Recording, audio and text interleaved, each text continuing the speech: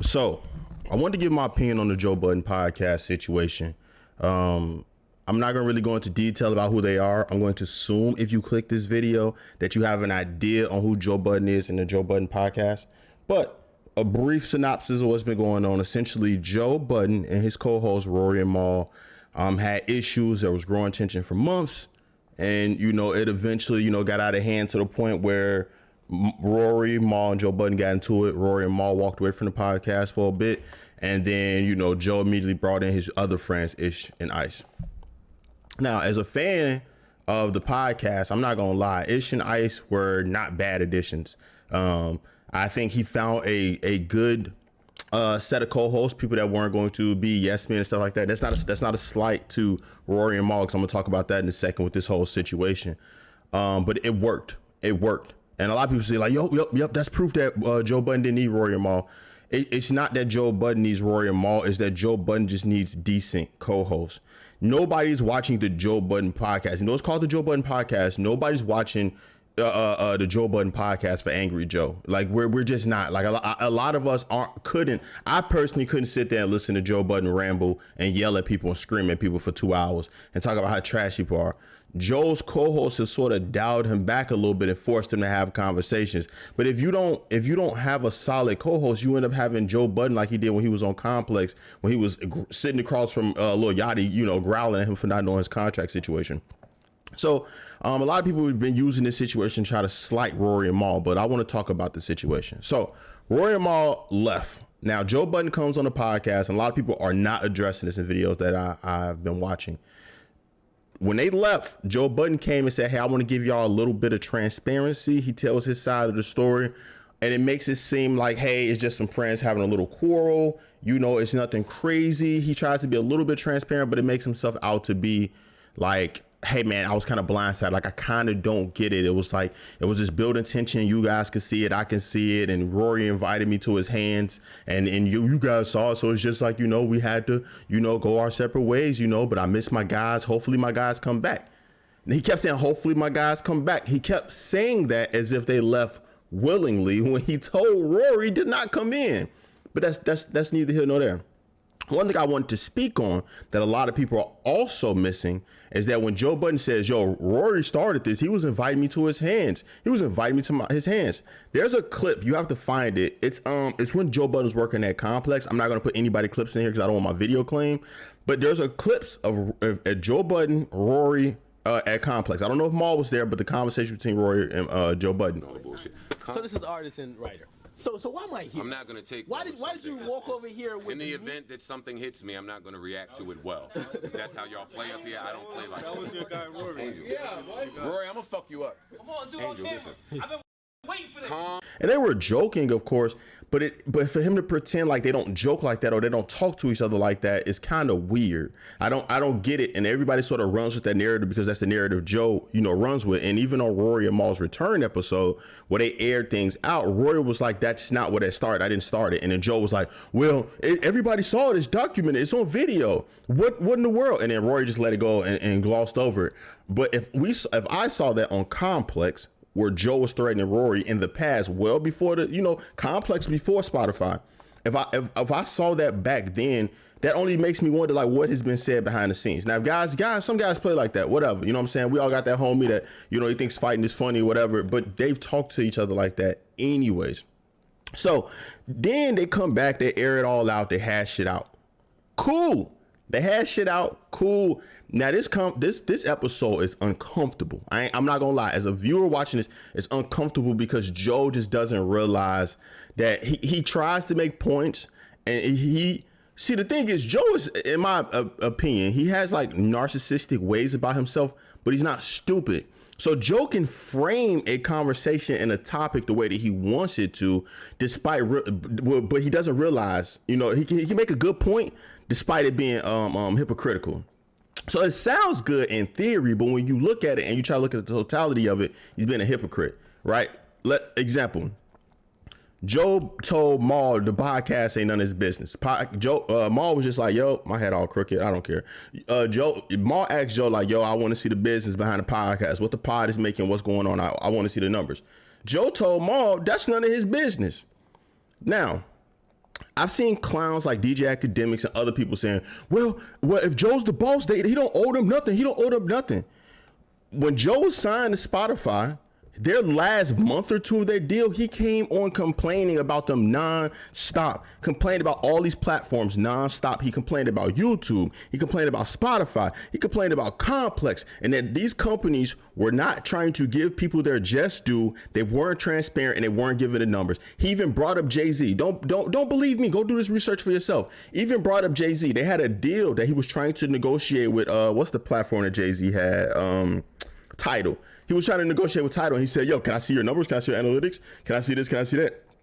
And Jay-Z looked at him and said, no, you're not getting that. And he was like, well, thank you for not lying to me. I appreciate you not lying, but at least you were honest. All these platforms told Joe Budden no, and then he complained about it, and then he turned around and did the exact same thing to his friends. And a lot of people say, well, it's business, it's business, it's business. Yes, it can be business, but be consistent. That's where lines get blurred when you don't be consistent. You can't treat your boys like, yo, we're partners in this. You're my guys. We make these decisions together. We're building this together. You're my boys. We're partners. And then when they ask you a question, you turn it to, no, I'm the boss. See, there's a difference, right? You can have a team with a leader. You can have a team with a leader. You can have a boss. You can have that. That is true. But partners and bosses are not the same thing. My boss is my boss. That's not my partner. There's a huge difference. And Joe portrayed this podcast for years as a friendship, as partners, as boys, and all these things. And I peeped game. I peeped game a long time ago. I remember when they first finished up with Spotify and Joe like rolled in there like not too long after and was talking about how he got his deal with Patreon. And then when he got his deal with Patreon, it was just, he was talking about himself getting a deal with Patreon. I'm thinking like, damn, like this is not kind of odd. Like, yo, y'all just skipped on the spot. I don't care how big the bag is. That bag was money that Rory and Mal could have had. Y'all skipped on the bag on Spotify and Joe has a Patreon deal. That seems kind of odd, right? The Joe Budden network blows up and he's bringing in all these other different podcasts that don't nobody really give a damn about outside of his. No one cares about those other two podcasts. No offense to those ladies. They may be able to go to another network and be super successful if they're appealing to the audience of that channel, but they don't appeal to this audience. So nobody over here cares about that podcast, those podcasts, but you're bringing in all these other podcasts. You're cutting them checks. You're giving them money. You're getting a Patreon deal. Then it was like a Cash App deal. It's like, it always was like Joe's getting deals. Joe's getting deals. Joe's getting deals. And it's like, I'm looking at his guys and you could just see the tension growing. Like I'm looking at it and I'm like, damn, like I'm not trying to be pessimistic, but you can look at the situation and you can see the tension growing on the pod as business deals falls through and Joe gets better deals. Now they said out their own mouth, it wasn't money, but anybody with sense could see that that's where the tension grew. Like it started growing when stuff started going left. Rory wasn't feeling it. Rory never even explained fully in detail where his problem came from. They sort of jumped around that. Mal was being upfront, like, yo, my issue was respect. You don't tell your boy, you know what I'm saying? If we're a team and we're partners, you don't tell him just not to come to work. You're crazy. You are acting like a boss. So are you our boss? Or are you our teammate? Are we partners? What is this? Not teammate. Are we partners or are you my boss? There's a difference. Those are legally different terms. So my thing is, Rory didn't really talk about it too much, and I feel like a lot of Rory's tension probably did come from those bad deals and stuff like that, because I don't see any other reason for him to be mad. They didn't even address really why Rory was mad in the first place. But I know Joe has said he was growing resentful of them over the last few months when he was talking about his side of the story. But it's like they had this whole scenario, right, and it's broke down and they fought.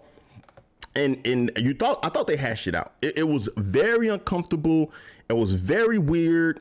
They talked about it, and then we get to the most recent episode before they go on vacation again. Mind you, they've been gone for like a month or two, and they're back. They come back for 2 episodes and they go on vacation again. So it's clearly still some tension. There's still some problems. Rory is talking. Mal isn't at all. Like it's weird. Like Mal will say stuff like random stuff here and there. But it was just like, you could just feel the tension. You could see like it was one point Joe asked, it was like late in the episode. I watched the full content. Like if I'm watching content, you should watch the full content. If you make it toward the end of the podcast, Joe asked Rory, Joe asked Mal, like, yo, did you follow me back on Twitter? You had unfollowed me. Did you follow me back on Twitter?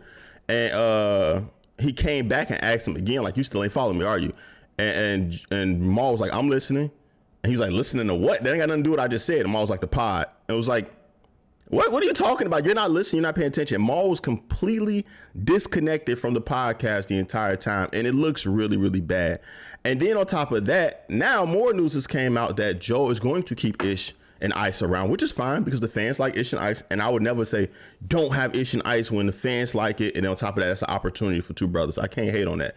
But he's going to do that podcast strictly behind Patreon. So he's going to put them behind the paywall, and then pretty much they're going to be the main show over there on Patreon, which is fine. Do your thing. But it's like, if I'm Rory and Maul, I'm probably still looking at that a certain way. I think that after they broke down how they are under contract, they actually have contracts to do the Joe Budden podcast. I think after this contract is done, there will be no more Joe Budden podcast. I think this is done. The Rory, the Ish and Maul podcast is going to be titled, from what I heard, Joe will name this podcast later. And I think when Rory and Maul inevitably do not re-up their contract and they walk away, I think that Joe is just going to transition Ish and Ice over to the Joe Budden podcast. So maybe the Joe Budden podcast isn't done because Joe will probably never let the name die. He's just temporarily using the Joe will name this podcast later as a place filler. And if you've been watching them forever, before it became the Joe Budden podcast, it was previously called We'll Name This Podcast Later or something like that, something along those lines. It's been a while. I can't remember that, but it wasn't the Joe Budden podcast always. It was like We'll Name This Podcast Later. I think that's what it was called. So it seems like a placeholder. They're all just waiting each other out. They're just dealing with the contract. Joe has fried the friendship. And the thing about it is, I try to be like objective when I talk about this. I try to lay out the facts first. But in my opinion, I just don't understand Joe. As a fan of Joe, being a fan of Joe is just frustrating because no matter what he does, you know it's going to possibly go left. He always bounces back. Joe is a phoenix. Like, he just rises from the ashes again and again and again. It's like Joe Budden was a rapper, and then they tried to make him like a meme rapper. They was like, yo, that Pump It Up is trash. Then he rapped on his own, and he wasn't as big. He never saw that stardom again, but he built his cult like following. Then the dude was in radio. Then the dude was in podcasting before podcasting was considered podcasting. And then he like pioneered podcasting and brought it to whole new levels and stuff like that. And it's like Joe constantly rises, but it's like he messes up opportunity after opportunity.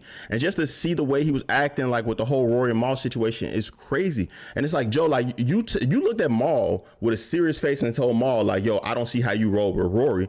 When it's like, Joe, DJ Academics goes on Twitch damn near every week and disrespect your boys, and you are still friends with him. He disrespect your boys that you got business with. They're your friends. They're your business partners. These are your true homies. You didn't even respect DJ Academics when you first met him. And you still associate with that dude despite how bad he disrespects your co-host. The dude is trying to ruin Rory's relationship, leaking Rory cheating, going at the mall nonstop, just disrespecting him on a daily basis, and you have nothing to say. DJ Academics had went on like a crazy rant about Rory and Maul, and then like the next day, DJ Academics was like live on Instagram. I saw it on YouTube. I don't follow him on no social platforms, but I saw it on YouTube that DJ Academics was live on Instagram the day after he crushed Rory and Maul, and Joe Budden hopped in the live. How that look? Like, I'm not with the whole, like, if I'm not friends with that person, you can't be friends with that person. But if that person is attacking my livelihood and you still associate with them, I can't mess with you. So how can Joe sit there and tell Maul with a straight face you shouldn't have rocked with Rory when he was sitting there rocking with DJ Academics the whole time? It just don't make sense. Being a Joe Budden fan is just it's weird because it's like Joe always does something stupid. Something stupid that could always jeopardize him. Like the dude was on a Breakfast Club, and remember they asked him like, yo, they said that you assaulted that woman. I forgot her name. And she said you were sitting on her chest and she couldn't breathe. No, you were sitting on her stomach and she couldn't breathe. And then he was like, I wasn't sitting on her stomach. It's like, what happened, Joe? Well, I was sitting under her breast so she couldn't move. It was like, Joe, you just said the same thing and incriminated yourself. What is wrong with you? It's like, Joe is crazy. He's crazy. And I know he battled with drugs, and people that battle with drugs often are never the same. They're kind of off, especially depending on how long you've dealt and abused drugs. So I don't know if that's part of the issue, but it's like, yo, Joe is such a problem. He gets into his own way all the time. And it's just weird seeing Joe Budden fans meet and sit there and disrespect and play Rory and Mal as if they didn't have a huge role when it came to building this podcast and helping it grow. How do you not get credit for being there for 7 years? For people to sit there and play them like, yo, they don't matter, blah, blah, blah, blah, blah, for 7 years. This is that recency bias that plague even sports fans. A dude can be amazing for 10 years. And with those last 3 that you mediocre, they're going to demolish you. They're going to destroy you. They're going to say you're trash. They're going to say you this. They're going to say you that. It's recency bias. And it's just weird seeing that. And I feel like Joe knows that. So he's just capitalizing off of it. So leave how you feel in the comment section about it. I just wanted to talk about the situation because I am a fan of the podcast. And even if Mal and Rory leave, I do like Ish and Ice. And I probably will still watch it. But in the back of my mind, I probably will always feel like, okay, when is this going to end? It may be a few years, but inevitably it's going to end. It's always going to end because at the end of the day, Joe just can't stop being Joe. But leave how you feel in the comment section, mates, in this video. Thank you for your time. Peace.